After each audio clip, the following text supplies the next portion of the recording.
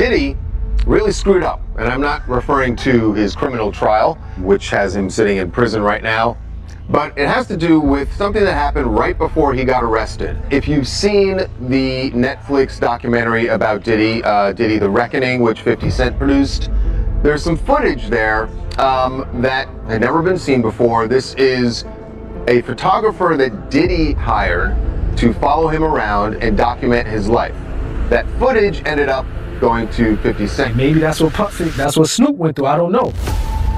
But let the people know, because it was too early back then. You know, Pac just had died.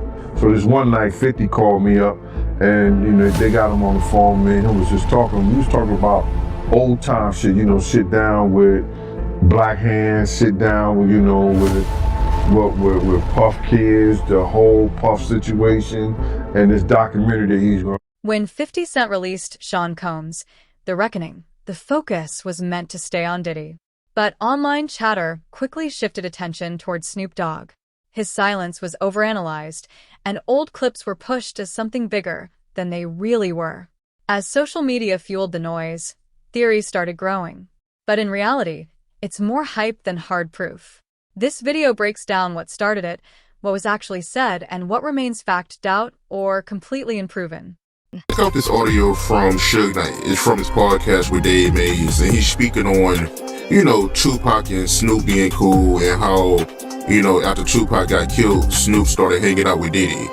And, you know, he also speaks on how, you know, Snoop, he did the Steve Harvey show with Diddy after Tupac got killed. Check this out. Okay. It's downloading right now. Then you look at the scenario how everybody used Pac to make their stuff famous or make their project better. You got people who use their songs with Pac and tell them how much they love Pac, but they do songs with Puffy. You got Steve Harvey, old bitch ass, you know, this motherfucker telling, well, fuck Pac, according to everybody else. And he brings Snoop and Puffy on there and say, these are dudes who running this in the East Coast, West Coast. What's up, Snoop? What's up, huh? Hey, whoa, wait a minute, fellas here, hold up. You know, I know all about this East Coast, West Coast rivalry thing here, but we in Chicago now. This rivalry stuff, we gotta stop it, man. We stop that, we stop a lot of this violence. Yo, Steve, check this, man. All that East Coast, West Coast stuff is a bunch of media hype. It's been my dog from day one, you know what I'm saying? It's all good between me and him. That's my people. For real, that's what we came in for. We came in to light it up and ride it up. We making this shit happen. Now, Pac, if you love Pac so much, how you with the motherfucker everybody say got something to do. The first get down, it happened in Pac in New York. Then the second one. What you think about Suge comments? And I never asked you this before, but did you have an issue with Snoop hanging out with Diddy after Tupac got killed? I always felt that was wrong. I'm gonna just keep it real. I'm talking about from that, like now, okay. You know what I mean? I'm 46, Snoop probably early 50s. If he figured out now, he might go by the opinion like, okay, Puffy had nothing to do with Pac. You know, we grown now. If he want to be his friend, no problem. But back then, that was just awkward. You know what I mean? And the reason why it was awkward to me that I never even like it because you knew how Pac felt about this individual. You know what I mean? Even if you don't agree with him, you probably could have said, you know what, I probably ain't gonna come out, you know, publicly with this because until things clear up. So I really know I can be certain that, you know, they had nothing to do with Pac. But it's like, it was no, you know, okay, it is what it is. So that I never really respected that back then. So you had an issue with it, you didn't like it? Never really liked it. It just was a strange look because you was Pac boy. You know what I mean? Puffy, you know, it's clear they had some issues with Pac. And Pac died and all of a sudden you chilling with Puffy. Back then it just, okay, now you can say what you want. You go all grandfathers, I guess. You know what I mean? That's different now. But back then I think it was weird, it was tasteless. You know what I mean? It didn't seem like you really had that much love for Pac. You could have just, you know what I mean? Unless he pressured them or like questioned Puffy, like, yo, what's up with this? What's up with that? Then you could say, you know what I mean? Snoop Dogg has never been named in court records or federal charges linked to Diddy. Still, his name was quickly pulled into the narrative after the documentary dropped. Not because of evidence, but because of his long-standing presence in hip-hop. Comments about unseen footage fueled speculation. And with Snoop's visibility, he became an easy target. Old clips and unverified stories were recycled as facts. But strip it down and there's still no confirmed wrongdoing, just industry proximity. I believe somebody mentioned that they seen a video with me and the dude Prodigy or one of the dudes from ID, as if I was with. They don't know the backdrop of that. I went to his hotel room ready to fight. Like, bro, I'll fight everybody in that room one-on-one. Even if I lose, it doesn't matter. The Outlaws was with me. My homie Tiny, the Mexican homie, was with me. I didn't go there and say, let me get in a video with these guys. I went there knocking on their door, doom, doom, doom, tell them dudes to come out. What's up with y'all? What's up with your Pac? You got a problem with Pac? Because we could just fight like man to man, face to face, and then shake hands. That was my approach with them. But when they told me they didn't have no problem, I don't mind being with you. You know what I mean? I don't mind shaking your hand because they told me they had love for Pac. So that's different, you know what I mean? If he come out and say, well, I already, I questioned Puffy about it. I believe that he didn't, he loved Pac. That's my opinion. I can move the way I want to move. So when people try to, I noticed somebody, I think on your page do that. Well, Napoleon was in a video with Mobb Deep. They don't know how I got in that video with Mobb Deep, you know what I mean? I pulled up on him but I'm the type of person, I never been a bully type of person. You know what I mean? If I talk to a person like a man, and they tell me face to face, look, I got love for Pac, I'm comfortable to know if I can look in their eyes, and if I believe what they said, I have the right to say, okay, no problem, I believe you. You know what I mean? And maybe that's what Snoop went through, I don't know. But let the people know, because it was too early back then. Pac just had died. You know what I mean? Like, he had the right to say, the reason why I'm rolling with Puffy, I questioned him about my homie, he gave me this answer. So then he did what he had to do, but it just, you know what I mean? I never really agree with that, to be honest. The same way I couldn't be on the stage with him. When he wanted to do that tribute, I just couldn't do it. Like, I really felt in my... When suspicion replaces proof, the narrative drifts away from facts. The reckoning was never meant to expose the entire industry. It stayed focused on Diddy, his rise, his influence, and documented legal outcomes. The idea that names were protected remains unproven.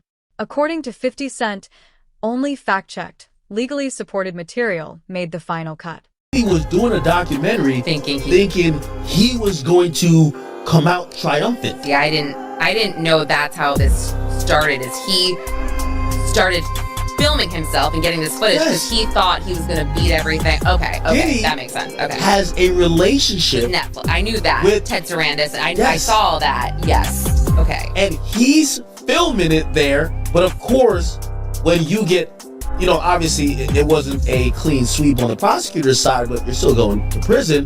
Yeah. He basically kind of scraps it. It's not also Netflix is saying, because they commissioned it, right? Netflix is saying, all right, cool, just turn over what you got, and what we'll do, we'll make it what it is, because we're just following reality. Diddy's like, well, hold on now. If I lost the case, I'm down to still do it with you, but I got to be able to control it. Now, Diddy was probably going to kind of shape this doc to make it look like, hey, this was malicious prosecution. They kind of went really hard at me. Mm-hmm. I'm not a perfect guy, but I am a good guy. Yeah. And Diddy was like, I need to be able to craft it. And Netflix was like, no, you're not. And he's like... Well, my question is, did he sign the footage over to Netflix so they own it? Mm-mm. Like, how were they able to do this without his... No. But he didn't pay for it. So, essentially, they're calling it a payment error. Ooh. So, essentially... the deal falls apart, or he's like, we're not going to do this. So awkward. And the people who did the work that have all this footage, they're like, so wait, you told us to film because this is going to be on Netflix. Now you're saying Netflix doesn't exist, and we're not getting paid because Diddy was going to pay with Netflix money. And Netflix realized this, and they went to the filmers and said, hey. That's why claims about hidden footage still lack proof. No verified clips have surfaced. No court documents mention Snoop Dogg. And no authority has linked him to any investigation. In fact, he openly supported 50 Cent after the release. A move that suggests confidence, not fear. Because he wanted them to both Suge and Pac. In the car? They only Pac, and they don't Suge. So allegedly, they got paid $500,000. The $500,000 was paid to the guy on the right, all the way to the right. You see the guy on the right? Corey. He's the one allegedly that got the $500,000. And that money never went to Keefe or anybody else. The guy on the left is the one that stole the chain, the chain, which was a Death Row Records chain. That's a way of saying I got your rapper's chain. Because if you were one of the guys, Death Row. So long story short, this whole thing is a recording that he said this. So what does Diddy do? Rob, can you pull up this song? It's a song called Black Rob, featuring Mark Curry and Mario Winans. If you can just type in lyrics, okay? So he gets $1 million. Can you go to the lyrics? And Diddy's in the lyrics when he gets started. Go a little bit lower.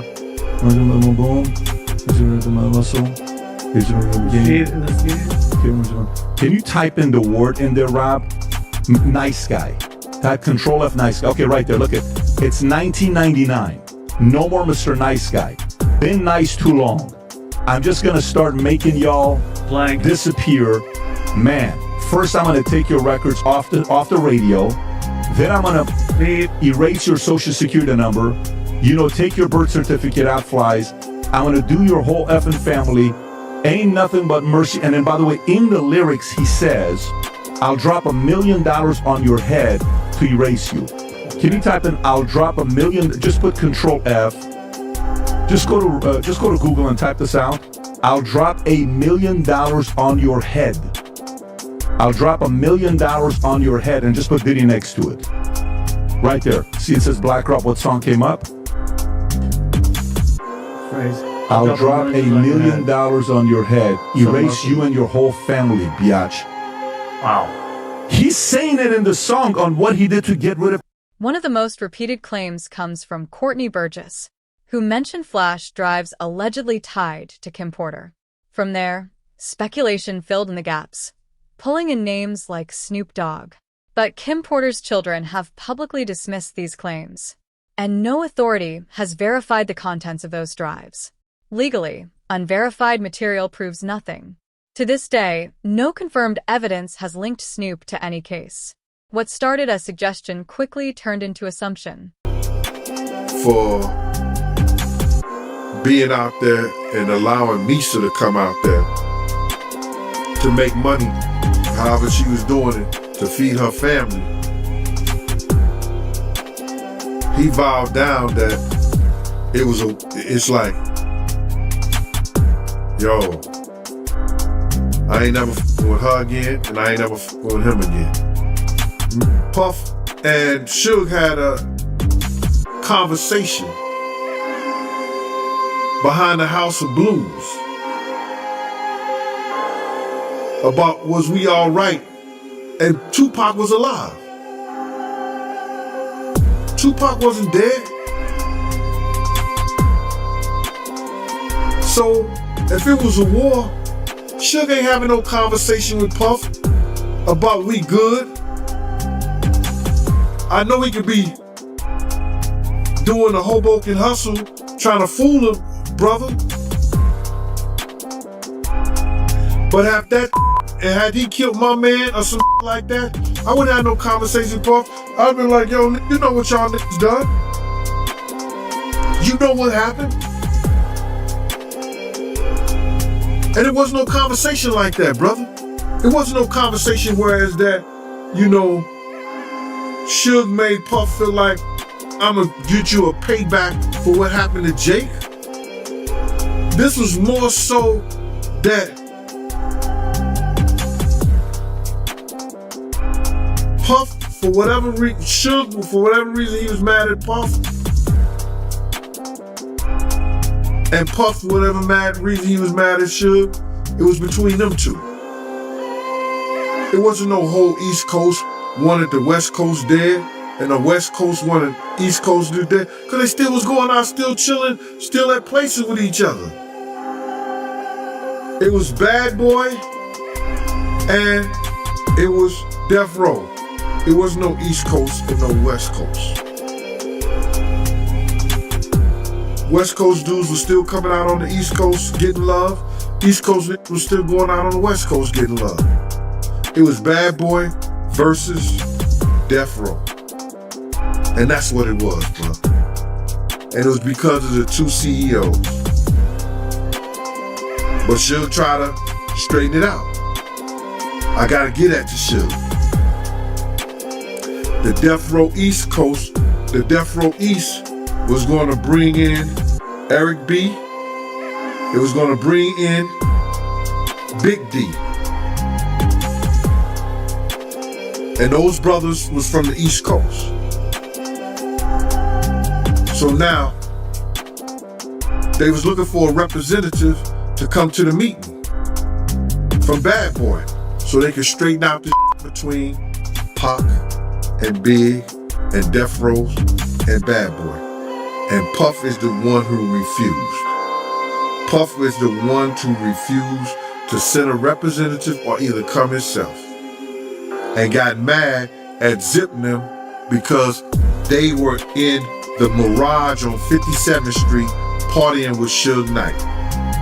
Got mad at them. And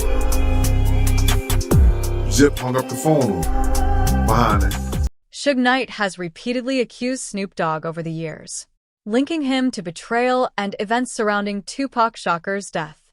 But these aren't new claims. They've existed for decades, without proof.